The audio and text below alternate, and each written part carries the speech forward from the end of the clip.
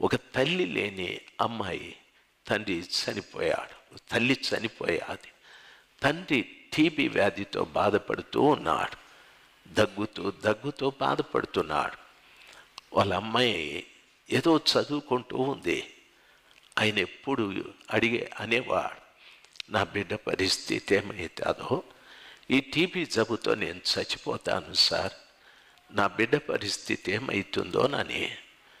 తెలియకుండా ఆ బిడ్డకు ఒకరు స్పాన్సర్ దొరికారు. ఎంతవరకు చదివించారంటే ఎంఎస్సి వరకు చదివించారు. ఎంఎస్సి వరకు. ఆ తండ్రి చచ్చిపోయాడు. ఆ బిడ్డకు పెళ్లి చేయలేదు, బిడ్డకు పట్టాడు అన్నం పెట్టలేదు.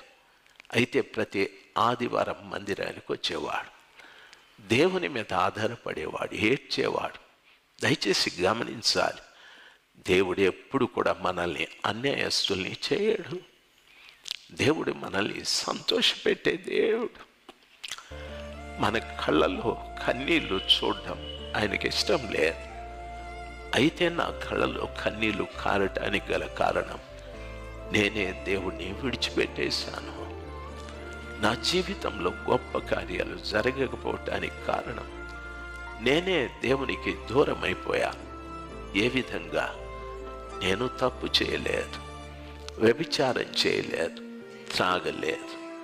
నా సొంత ఆలోచనలు, నా సొంత ప్రయత్నాలు, నా సొంత మాటలు, నాకిష్టం వచ్చిన ప్రవర్తించడం ద్వారా గొప్ప దేవుడు నన్ను వదిలిపెట్టేశాడు. అర్థం చేసుకోవాలి, గొప్ప దేవుడు నన్ను వదిలిపెట్టేశాడు. మీరు